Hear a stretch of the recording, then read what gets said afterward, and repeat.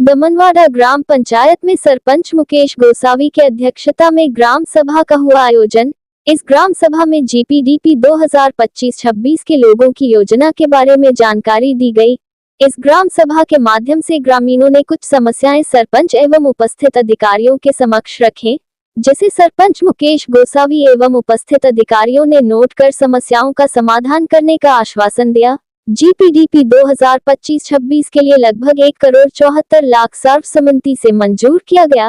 इस ग्राम सभा में दमनवाड़ा ग्राम पंचायत के सरपंच मुकेश गोसावी, जिला पंचायत की अध्यक्ष जागृति बेन पटेल, जिला पंचायत के उप प्रमुख बाबू भाई पटेल, विकास अधिकारी मेहर भाई जोशी, दमनवाड़ा जिला पंचायत की सभ्य फाल्गुनी बेन पटेल, दमनवाड़ा पंचायत के उप सरपंच मिलन भाई पटेल सहित विभिन्न सरकारी विभाग के अधिकारियों सहित बड़ी संख्या में ग्रामीणों की उपस्थिति रही। લોકો પલહિતથી પરિયારી સુધી જવાનું એ લોકોને કોઈ સાધન નથી અને એ લોકોને એટલી બધી તકલીફ છે વડીલોને જે સુગર પ્રેશરની ગોળી માટે અને આ માંગેલવાડ બારિયાવાડ એ બધાને આ આઉટસાઇડ પર લાગે।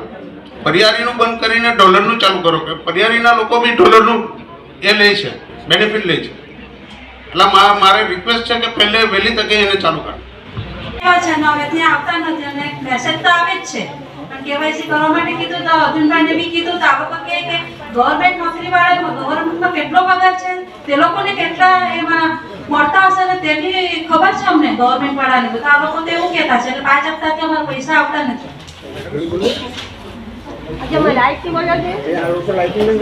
જે છે તે જમીનમાં જેના નામ છે તેના પર અમે લે તો જે મારી સાસુ ઉતરી ગયેલા છે તેના પર ફોર્મમાં અમને આપતા નથી।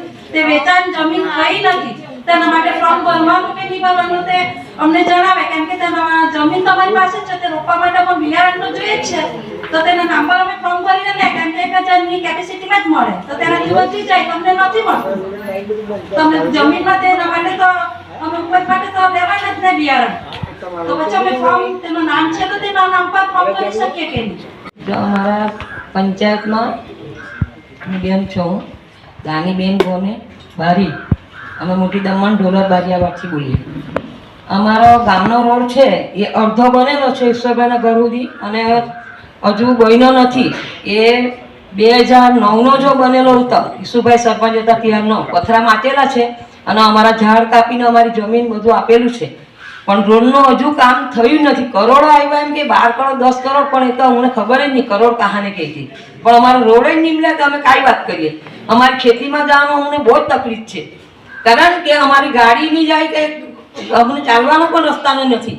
બધા ઢોર આવે એટલે કમ્પાઉન્ડ કરી લીધા પોતપોતાના કોઈની જમીનમાં જવા લેતા નથી અમને એટલે પગ રસ્તો પણ નહીં જવાતો અમને ને ગાડી પણ નહીં લઈ જવાતી અમને ટેમ્પા પણ લઈ જતી નથી કંઈ નથી થતું એટલે અમારે બી જમીન છોડવાનો વિચાર છે। ઘણા બહેનોને બધાને તકલીફ છે અમને મોટી તકલીફ છે વારે ઘડી કહેતા છે પણ અમારો કોઈ રોડનો નિકાલ આવતો નથી। ગ્રામ સભાની મીટિંગ થાય છે અમે સાંભળતા છે અને પાણીનો કઈ નાસ્તો કરીને જતા રહીએ। અમારા સરપંચ ગયા ત્યાંનું બધું ગયું આ સરપંચ સાહેબ 2-3 બદલાઈ ગયા પણ હજુ કોઈ નિકાલ આવ્યો નથી। 2005માં મેં જિલ્લા પંચાયતમાં દરેક જગ્યા પર મામલેદાર કલેક્ટર બીડીઓ એડમિનિસ્ટર દરેકને એપ્લિકેશન આપી હતી જે અમારો મેઇન રોડથી મારા ઘર સુધી આજ સુધી રોડ બન્યો નથી। અમે શું એવો પાપ કર્યો છે કે પંચાયતને દેખાતું જ નથી।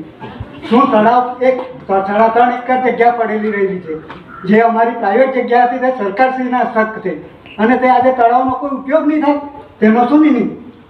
આજે 61થી જે સરકારશ્રીના હસ્તક પડેલું છે ને આજે 2024 ચાલે છે તેનું કોઈને ધ્યાન આવતું જ નથી તેના પછી કોઈ મગજ ખેંચતું જ નથી। કેમ એ જમીન પડવા ગઈ છે?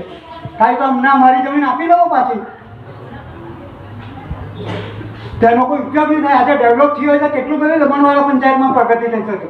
એ દેખાડમાં 12 કરોડ રૂપિયા ખર્ચી જાય કે 5 વર્ષમાં તે ઉપયોગ શું? પછી અમારો રોડ આજ સુધી બન્યો નથી જે મેં 2005માં એપ્લિકેશન આપી હતી અત્યારે પણ મેં ડોક્યુમેન્ટ બધા પંચાયતમાં એન્જિનિયરને આપ્યા છે છતાં પણ આજે કંઈ નથી થઈ। કુવા પર એક જાળી લગાવવાની છે તે આજે સરપંચને મેં કેટલી વખત શિકાયત કરી છે તો 1 મહિનામાં થઈ જશે 2 મહિનામાં આજ સુધી 5 વર્ષ પૂરા થયા છે તો તે નથી થઈ શકતું। શું આમ મેં કંઈ પંચાયતનો ગુનો કર્યો છે? શું અહીં રોડ નથી દેખાતો? આજે ઝઘડો અત્યારે વિડીયોમાં કેસ ચાલે છે અમારે રોડ માટે. એ રોડ નથી દેખાતો, અમે શું ગુનો કર્યો? આજે બ્લોક દરેક રીતના લગાવી લીધેલા છે.